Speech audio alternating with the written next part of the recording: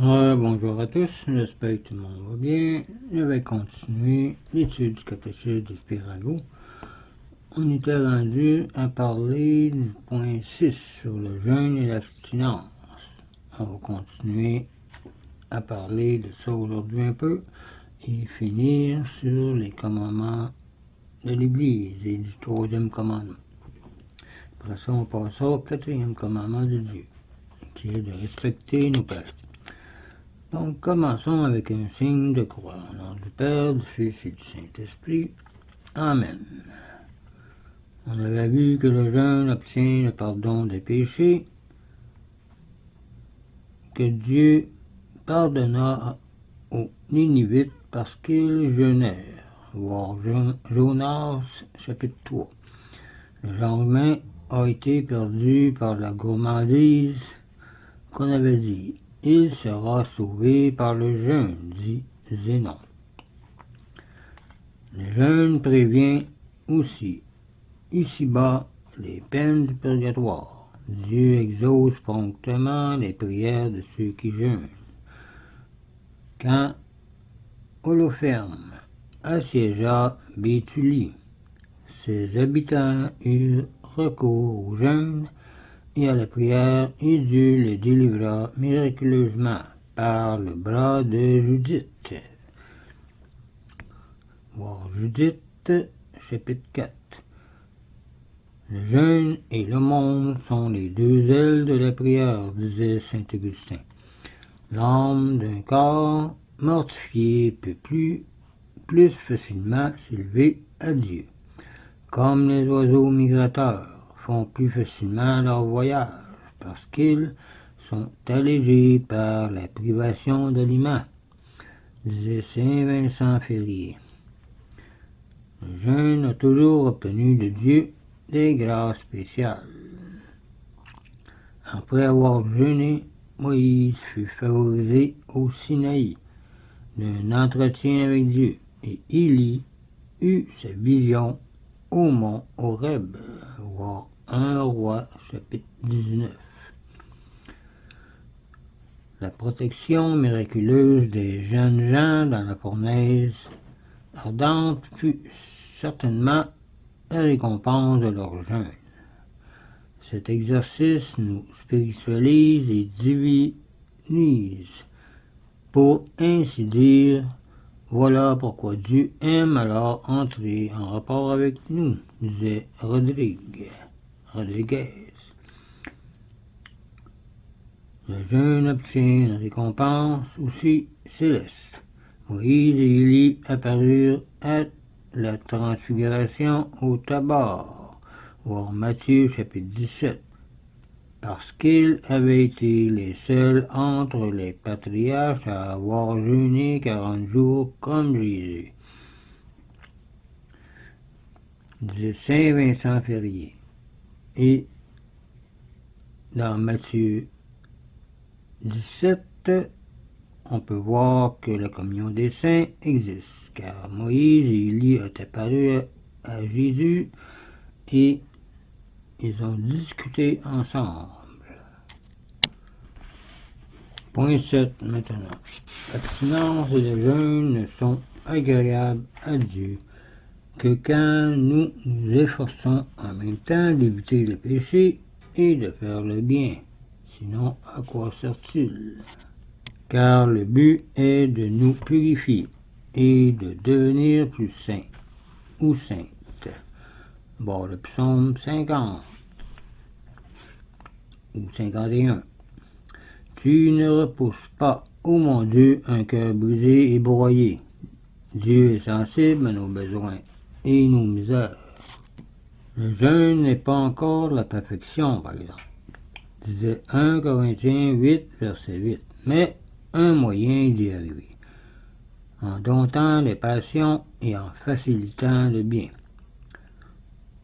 Voir Isaïe 58, versets 1 à 9.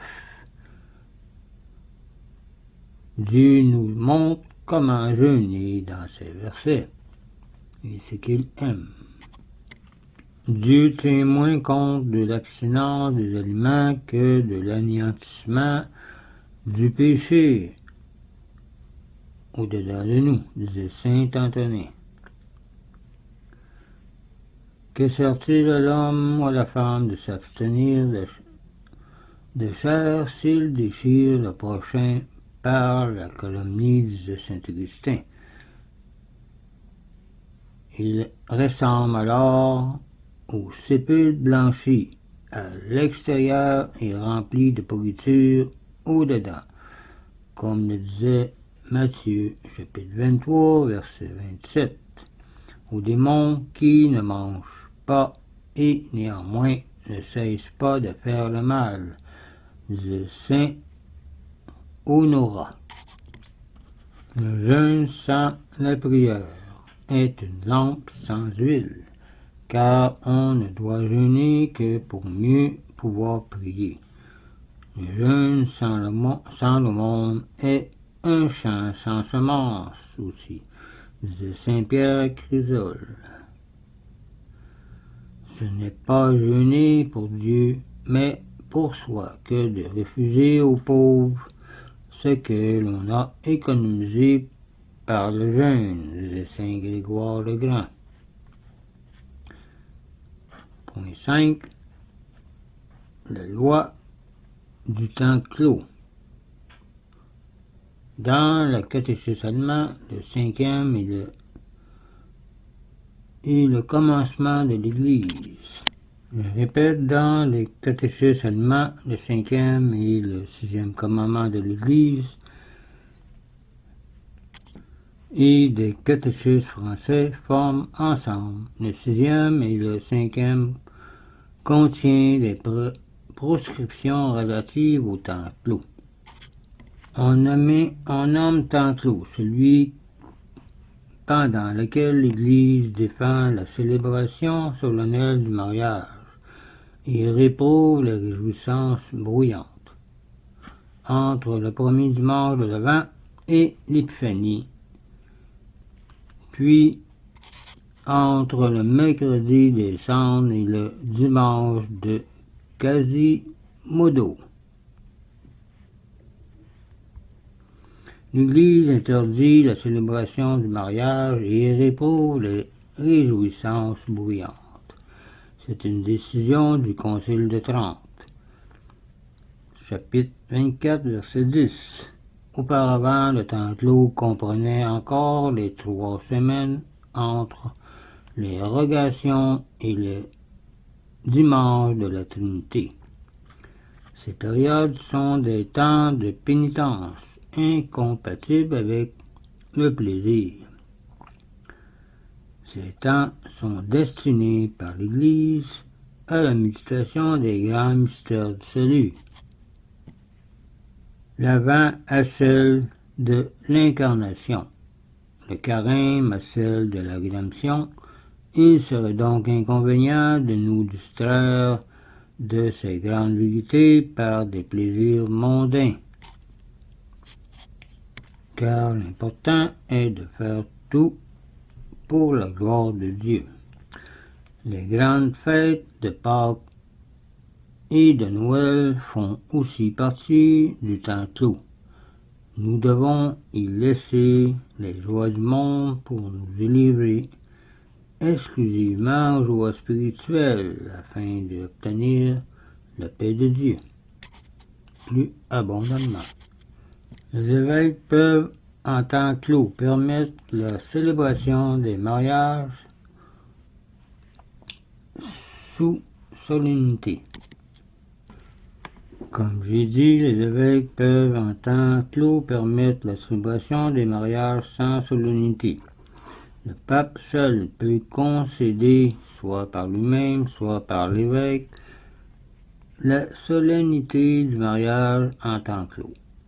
Les publications du mariage ne sont pas interdites en temps clos. Les bals y sont très blâmables, tandis que les concerts sont tolérés.